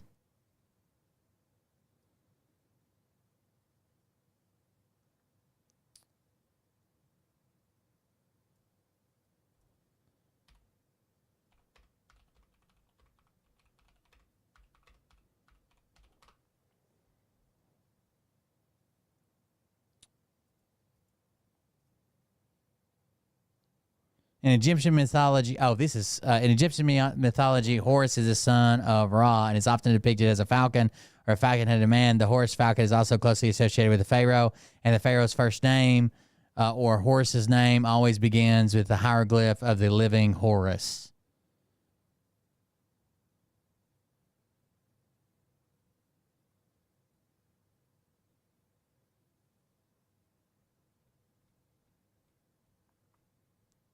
Is it even pronounced Ra, or is that just from a movie? Why it was R.E.? Because you are the energy. Jesus's energy was his ideas or ideology. That's why when you sound out R.E., you find out that you are the energy. His energy was too much, so sound his name out. How did he die?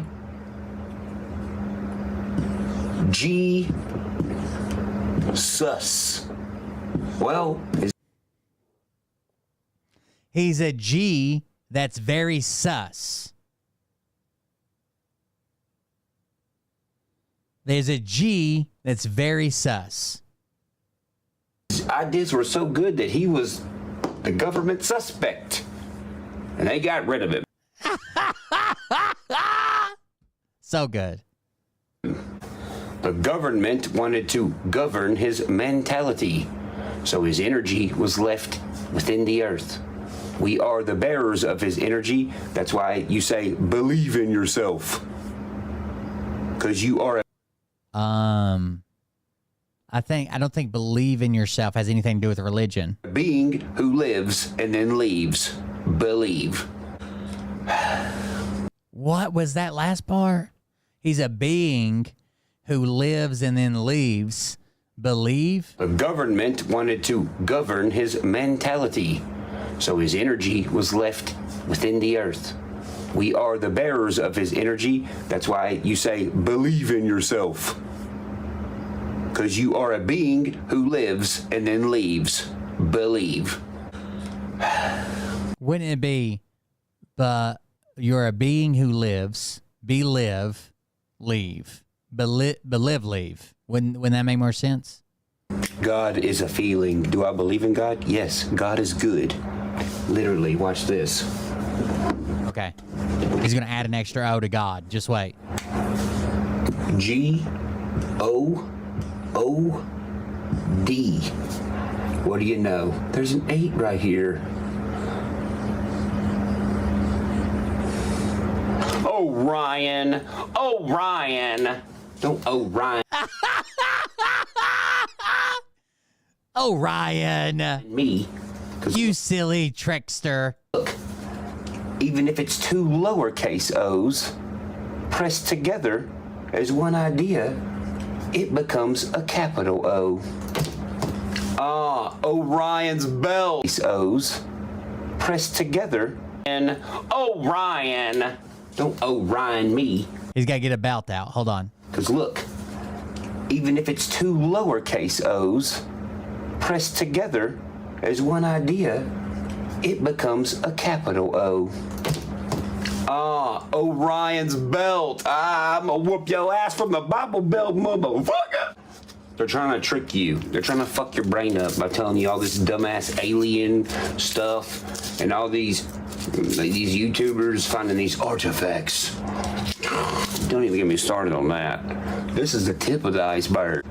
By the way, Ryan was, hold on just a second. Just a few weeks ago, hold on.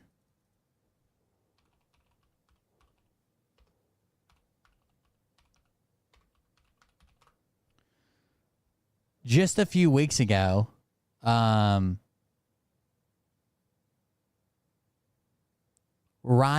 Upchurch was pushing this guy. You want to know what my first patent was? The entire AR VR world. I want you to see where your AR VR world came from. And you look at the list of companies, they built their entire AR VR world off of my World of Windows patent. Can you pull that up, Jamie? You'll see my name, inventor, Terrence Deshaun Howard, worldwide application. And let's just read the abstract just so they'll... System and method for merging virtual reality and reality to provide an enhanced sensory experience. A system and method of merging virtual reality. He says it's not true that if you have $1 times $1, you get $1. And he's correct. $1 times $1 doesn't equal $1. However, okay, let me say it like this. $5 times $1 does not equal $5. But 5 times $1 equals $5. If you have 2 apples and someone multiplies your apples by 3, then you have... He's trying to say apples. 1 plus 1 equals 3. If you have 2 apples and someone multiplies your apples by 3 apples, you have WTF amount of apples. Like he says. But as you reach into the next octave, the carbon octave. Just a few weeks ago, Ryan was pushing Terrence Howard. And they call that a bisexual tone because the carbon has 2 tones to it. It has a negative side. And by the way, anybody legitimately involved with any type of science in the world has called out Terrence Howard already. The positive side, the part where lithium behaves. I showed this to chemistry people, and I showed this to mental health people. The chemistry people said to me, David, there is not even a vague overlap between this entire thing that Rogan's going, interesting, man, interesting. There's not even a vague overlap to reality from a chemistry standpoint. And the mental health people I showed it to said, this is very serious. You might classify, without diagnosing, you might classify this as severe mental illness if someone presented in your office and said this stuff. But as you reach into the next octave, the carbon octave, and they call that a bisexual tone because the carbon has 2 tones to it. It has a negative side and a positive side. The part where lithium I want to be able to show you the things that I tried to show Neil deGrasse Tyson that he would not even really take a look at and to see. But if no, he it's did take a valid. look at it, right? He responded in a long video recently. Yeah. He did take a look at it. And so if you want to watch Neil deGrasse Tyson, hold on, let me go back. Neil deGrasse Tyson was kind of friends with Terrence Howard. Like not like they hung out or had anything in common, but they had met each other, blah, blah, blah. So Terrence Howard sends Neil deGrasse Tyson a paper, and he reads it, and the whole thing is so fucking insane. He makes a polite response. To it, and does his thing, but it's he calls him out pretty hardcore.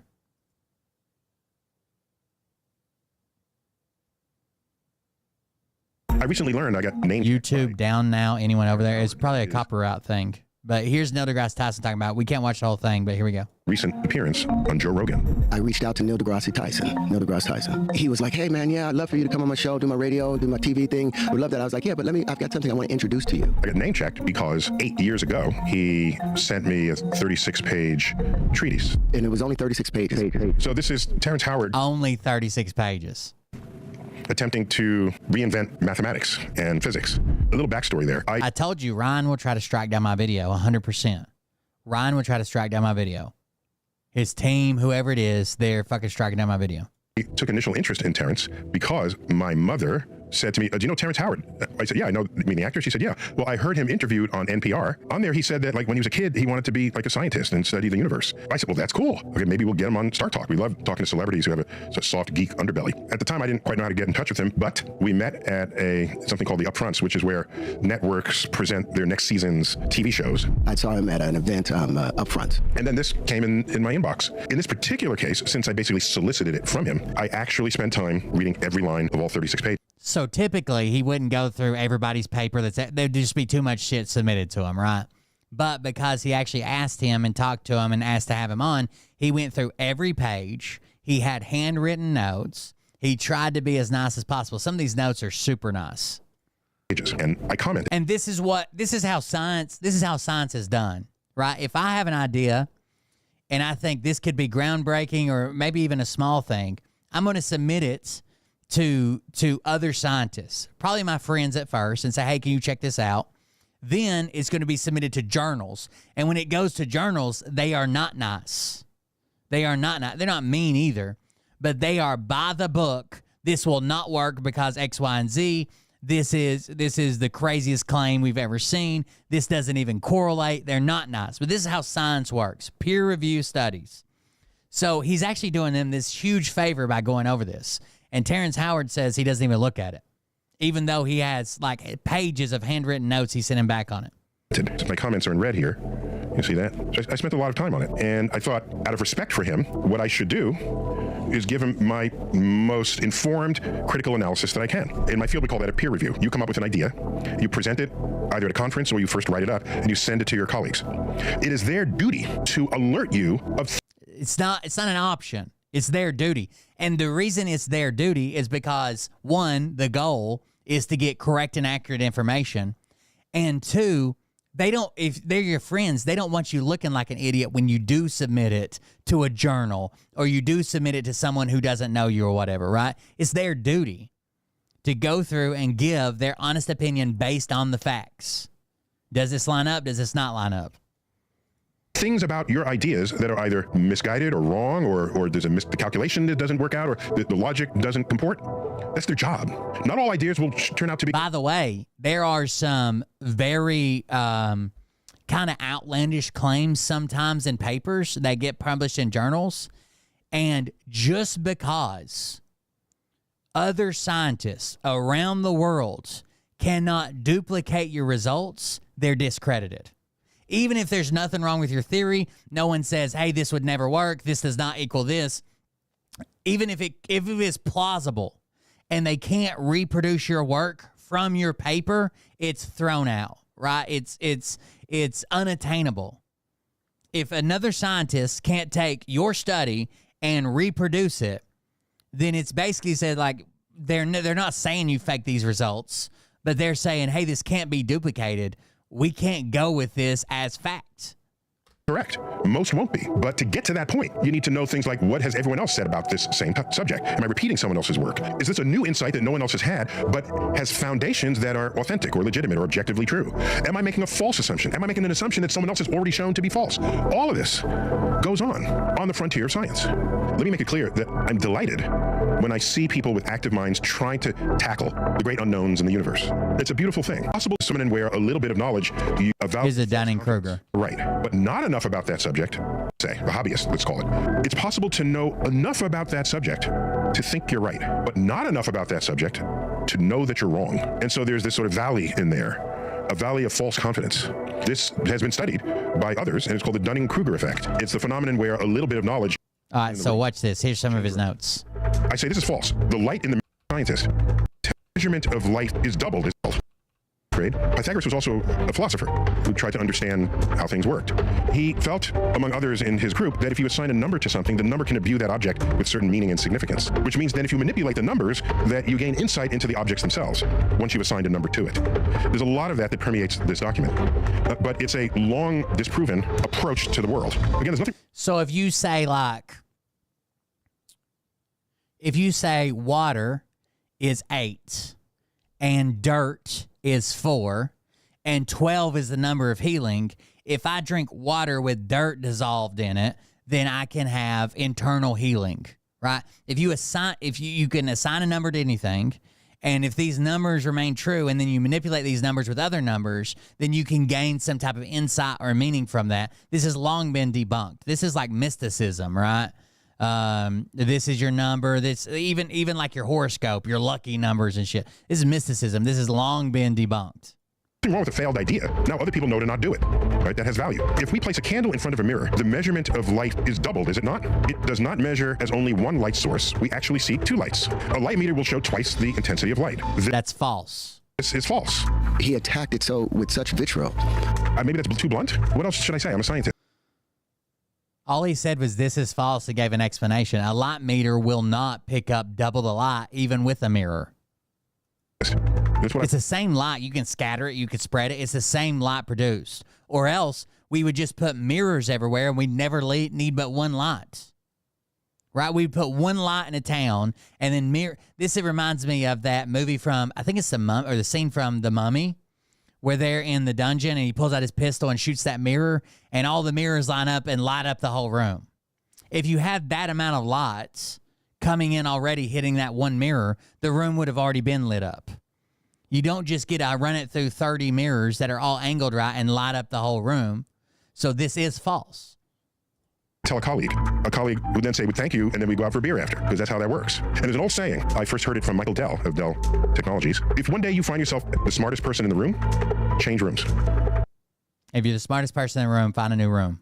I say this is false. The light in the mirror appears dimmer than the source of light itself, for several reasons, starting with the fact that no mirror is 100% reflective. But more importantly, the candle in the mirror is always farther away from you than the candle itself. So the light meter will always read less than twice the actual value of the candle itself. I will note that from this work, Terence produces art, sculptural art, which I find to be intriguing, even beautiful. To me, more intriguing than beautiful, because you got to look at it and you keep looking at it. Like, what is that? And what's going on there? I just want to read you my ending comments here. I could not. So this is where he's trying to be nice to him, okay? I could not follow the reasoning. Follow the reasoning on these last few pages, but the illustrations that derive from them are beautiful, regardless of how they were derived. My notes have been strongly critical of your reasoning and conclusions. I was candid and blunt, out of respect for the energy you have clearly invested in this work. But if you... Wouldn't you want someone to tell you, like, the shit you're working on is complete bullshit, move on, or come up with a different theory? Or I would. Maybe that's just a me thing, and maybe I'm blunt too. But I would much rather somebody tell me, like, it's impossible with current technology, or all of your equations are fucking wrong, you need to go back and fix them, than I would to keep pouring into this work. You're sure? But I guess it got him on Joe Rogan, because Joe Rogan's a fucking retard. That you are still right, and that I have completely misunderstood your thesis. Then you will need to look for another person to evaluate what you have done and solicit their comments. In any case, like I say above, the images and illustrations in your final pages are beautiful works of art, unlike any I have seen. Best to you, Neil. I wish I could see the 1 + 1 does not equal 2, or 1 × 1. 1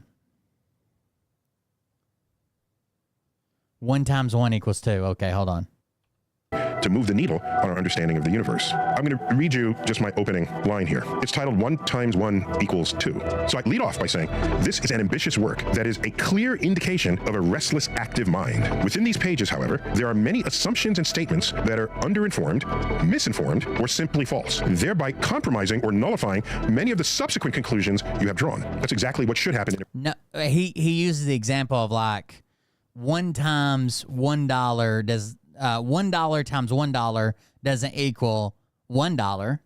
It equals $2, right? If you have a dollar and someone multiplies your dollar by $1, then you have $2. But that's not true. No one multiplies by dollars, right? No one multiplies a dollar by it's just numbers. So 1 times 1 is 1. Peer review out of respect for one another's intellect. It opens with a quote from Terence. It can never occur that the square root of a given number, when added to itself, is greater than the initial number squared, for that would expose a loose thread within the fabric of our understanding, a loose thread capable of unraveling the very ground rules of mathematics. So that's a bold statement. So then I just say, this opening thesis is false. There are plenty of examples of this that have escaped your attention. His statement is shown to be false for every number that's less than 1 and greater than 0. For example, any number that's less than 1 and greater than 0, then the square root doubled is more than the number squared. Because you're using fractional numbers, right? Not whole numbers. The root of 0.64 is 0.8. 0.8 is bigger than 0.64, and it's a larger number than the original. And 0.64 squared equals 0.4096, a smaller number than the original. To the extent that the next 35 pages depends on your stated thesis. This fact undermines your claims and assumptions and conclusions. It's not about feelings here. It's about objective reality. So at the time, I considered Terence a strong acquaintance, and we hung out a bit and had much exchange. We haven't spoken much since then. But I go to page 2, and in here, he mentions people who he declares were persecuted because their vision exceeded the myopic view of their contemporaries. And he mentions Walter Russell, Nikola Tesla, John Keeley, and many not to be reproducibility. The work of Walter Russell, has eluded any experimental support, and the work of So the work of Russell, here's what I was talking about. There's no experimental support. You can take Russell's work, but no one can reproduce it. And Keeley is generally not reproducible. So in Russell, there was no experiments that proved this. And then in Keeley, that no one else can reproduce it but him. So that's basically thrown out. Generally not reproducible. Science is about reproducibility. I can have the most brilliant, crazy, fun idea ever. And I'm sure there's times that a scientist, through all of world history, a scientist has been able to do something and then nobody can reproduce it, and it actually happened. They weren't lying about it. But without reproducibility, we can't study it. We can't know it to be true. It could be an outside factor that no one thought about, or something that affected it that can't be proven or disproven. And if I perform an experiment and no one else can duplicate that experiment, it belongs in the trash heap. It's me in my own world, thinking I have landed on an objective truth, when in fact I haven't. That's how science works, the reproducibility of results. As for the work of Tesla, much of it had very real value to physics and our understanding of electromagnetism. And that value is duly recognized by my community. Right. Tesla's work, everybody talks like Tesla was like this crazy outcast that no one believed anything he said. But like everything from like the Tesla valve to like the fucking Tesla coil, those things are used, right? The Tesla valve is a valve to almost stop like a flow of water or air that has no moving parts. It's not 100% perfect. In a perfect world, it would be perfect, but with friction and everything involved, the coefficient of liquids, air is a liquid, it doesn't work perfectly, but still, it's pretty amazing. In the naming of a unit of electromagnetism after him. You can't get more badass than having a unit named after you. Newton has a unit named after him. For example, the metric unit of force is a Newton. Much of the rest of his work was fringe and unrealized, either for violating known laws of physics or for being simply impractical. Just because you do some good stuff doesn't mean everything. All right, so anyways, this was, the Ryan Upchurch was just pushing Terrence Howard and all of his weird beliefs, and now he's doing these whiteboard drawings. He's the next Terrence Howard, I think. But what do I know? Question mark. Oh yeah, speaking of question marks, a question mark is a upside down idea that is also an ear in which you hear things.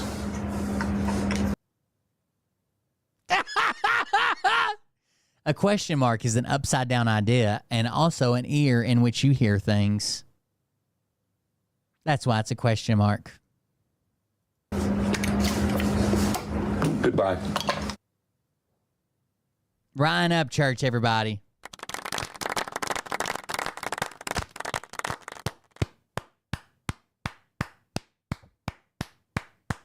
Just me or what? It's Ryan Upchurch, everybody. Thank you very much, Ryan Upchurch, for your insightfulness. Now the stream's temporarily blocked again because of stupid Ryan Upchurch shit. Thank you very much for your insightfulness. It was good to see it. Good to bring it out.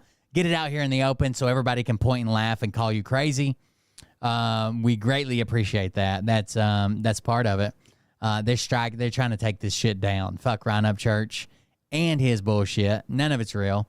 Sorry for the 18, 20 some people that are watching on YouTube. You should have moved to Twitch. Anyways, thank you guys for joining us. Sorry for the late start. We got to get back on track, and we will. But doing what I can. Please make sure to like and share. You can share these videos from Twitch, by the way, or share my Twitch channel if you can. We're trying to get more viewers. I'm thinking to pick up some as the election gets closer. But we need to build up viewership. That's what supports the channel more than anything. But if you'd personally like to make a contribution, you can do that at coldbeer.fund, coldbeer.fund, where all the donation links are there to help support the channel. Keep it going. Thank you all for joining us. I appreciate it. We'll see everybody in the next one. Have a good night. Thank you for the donations and subscriptions stuff that come in tonight. Everybody have a good night. Fuck YouTube and Ryan Upchurch. We'll see you on the next one. But I can tell you this about if this douchebag happens to see this particular show, you don't have the forking balls to call out the people on this planet.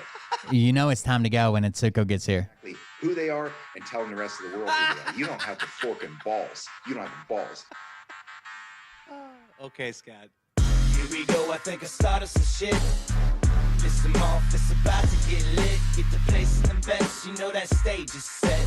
You better buckle up, cause you ain't seen none yet. Here we go, I think I started some shit. Listen off, it's about to get lit. Get the place in the best, you know that stage is set. You better buckle up, cause you ain't seen none yet. And they say that I'm a lunatic. Well listen, bitch, I came equipped with a quick wit and a 6th sense for the stupid shit. Where my true believer? Y'all need Jesus. Praise the Lord, head to the extreme. All these false fucking prophets who profit off of gossip. Worshipping drums, cocking, begging for a throat deposit. Swinging fucking meat hammers like Thor in a thong. Who in the right mind would wish Godzilla against somebody? Come on. I'm gonna make your gut burst. That's an unhinged thing to do. Oh, check out my TikTok video. I made a JD Vance impression video. I don't know. You tell me what you think about it. JD Vance impression video on TikTok, on my personal TikTok. Cold Beer Confess on TikTok. I don't have the link handy, but I think it was good. I might make some more, but we'll see. I found a thing that gave me some eyeliner and a little bit like pink looking lips, and it worked all right. So please check that out or share it. I need to build some headway, some steam over on TikTok for sure. I get so busy the work day, I just don't have time to make videos, but I need to like make at least a couple a day over on TikTok. I found myself in orbit strapped to an F-16. High on amphetamine with Trump in between. Put on a light coat of baby oil and saluted the troops. That was Ryan's company. I think it's called, what's it called? Merlin Entertainment or something like that. That was Ryan's company blocking the stream. My files. Through YouTube. They get an alert that copyrighted content may be on their stream.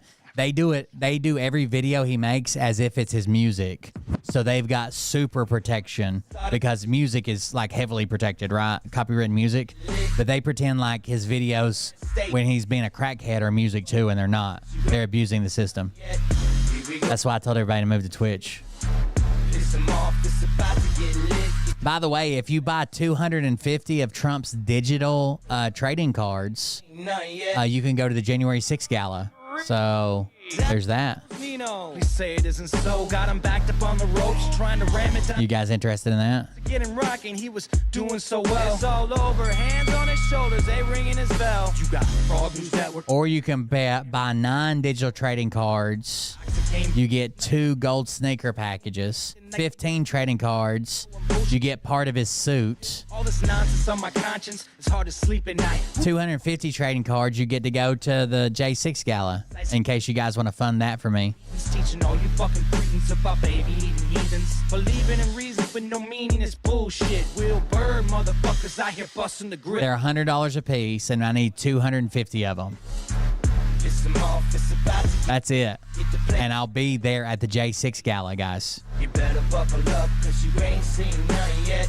Don't be silly. This is perfect. Shit. Piss 'em off, it's about to get lit. Get the place in them beds, you know that stage is set. You better buckle up, cause you ain't seen none yet. You don't have those That's that Godzilla, Atsuko. It's not a typhoon. aviator glasses in your mother's. I'll put an ear bandage on both ears if you guys send me to the J6 Gala. Me and Nick Alvear. Have a good night, guys.